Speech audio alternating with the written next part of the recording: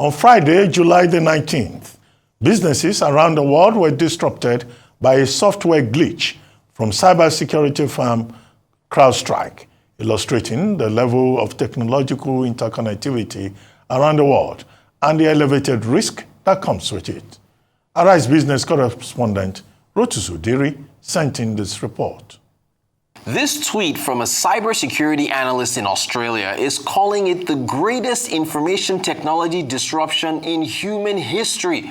Sounds like an exaggeration, but what happened?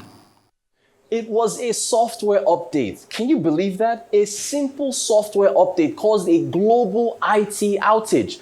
Now, none of us are strangers to software updates. Software updates are done periodically throughout the year on your mobile phones and on computers. They're done in order to make sure that the operating systems on the mobile phones and computers run smoothly and efficiently. And also, from a security standpoint, they're done to make sure that hackers are kept at bay so that sensitive information is kept secure. Think about it like upgrading security in your home or in a business. You get security guards, guard dogs, electrified fences, CCTV. But something in that update went wrong.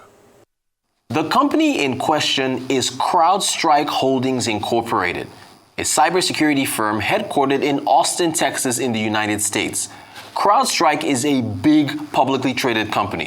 It has over 8,000 employees worldwide with a market capitalization of $74.2 billion as at Friday, July the 19th. To put that in perspective, that is double the market cap of Nigeria's entire stock exchange, which is about $37 billion using 1,500 naira to dollar exchange rate. The company counts tech giants like Microsoft as one of its clients. Microsoft, of course, owns the Windows software used by millions of individuals and businesses around the world. So what happened? Crowdstrike says it released a sensor configuration update to Windows systems. Sensor configuration updates are an ongoing part of the protection mechanisms of the Falcon platform. The update was faulty and triggered a crash across Windows systems, which led to the infamous BSODs, the blue screen of death.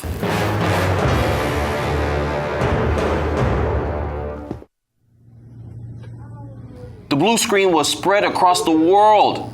Look at the impact on productivity in an office in the Philippines, showing the impact in Asia.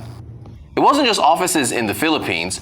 This was a message from the Public Transportation Sydney Metro in Australia, saying it was unavailable due to the outage. A store that sells alcohol in Australia called Liquorland had a sign saying, "IT issue, closed temporarily." Airports in the US and Europe were impacted. Here's the Berlin Brandenburg Airport showing passengers stranded as flights were canceled in Germany, the largest economy in the Eurozone. In the US, here is a 12-hour time-lapse video of flight traffic as it ground to a halt once the outage impacted computer systems at airports across the United States. In Africa, Kenya Airways put out a notice saying the global outage had impacted their online booking system and asked potential passengers to visit their physical offices.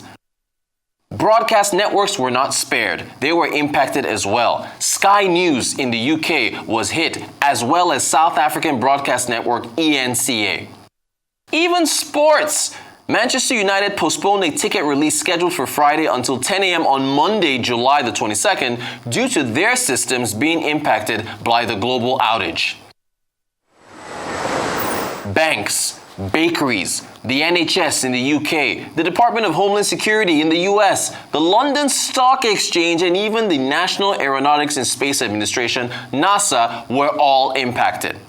Crowdstrike stock fell as much as 20% on Friday as the outage spread across the world. The company's CEO, George Kurtz, took to Twitter to explain the situation in a tweet that's been viewed 10 million times. He was criticized for not apologizing in the tweet and made amends later in a television interview. First, thank you for giving me the opportunity to chat with you first on air. And I want to start with saying we're deeply sorry for the impact that we've caused to customers, to travelers, to anyone affected by this, including our companies. So We know what the issue is. We're resolving and have resolved the issue now. It's recovering systems that are out there. And essentially, as you've talked about in the statement I put out, is the system was sent an update, and that update had a software bug in it and caused an issue with the Microsoft operating system. And we identified this very quickly and remediated the issue. And as systems come back online, as they're rebooted, they're coming up and they're working. And now we are working with each and every customer to make sure that we can bring them back online. But that was the extent of the issue in terms of a bug that was related to our update. Now, over the weekend, some services came back online, and even some flights in some airports resumed. However, the disruptions still remain, with some estimates saying that the full resumption will not take place for further days or possibly even weeks. So when you take the totality of all the productivity that was impacted, is it possible that CrowdStrike is liable? Competition from you. We posed that question to Sheye Ayinla, partner Dwale Ovia and Alex Adedipe, and head of competition law and merger control. So I think the major lesson for us as lawyers is to make sure, one, how well do we, or how robustly do we negotiate warranty clauses, exclusion liability clauses, and also as business operators, do we think it is needful to have a cyber and business interruption insurance, and also particularly what is our business continuity and disaster recovery plan? Now, with all the outages announced across the world, what about Nigeria? We didn't hear of any businesses impacted that made any headlines. Is it that no businesses in Nigeria were affected, or they were affected and none of them reported it? Ikechukwu Louis Bruce, who is the cybersecurity lead at Discasio, answered that question. So to your question, did it affect any Nigerian business? Yes, it did. Businesses that use CrowdStrike as their security force, they're securing their endpoints, it actually affected them. So it affected businesses in Nigeria. Why haven't any of these firms come out to openly say they were not impacted? First of all, it will stem from it's cultural. Whenever things happen to us in this part of the world, we want to keep it hush-hush and see how we can solve the issue before we probably escalate. When we are escalating, we have most likely, most times, resolve the issue. So it stems from, one, a cultural. Then number two, it could be as a result of technical know-how in the area of manpower.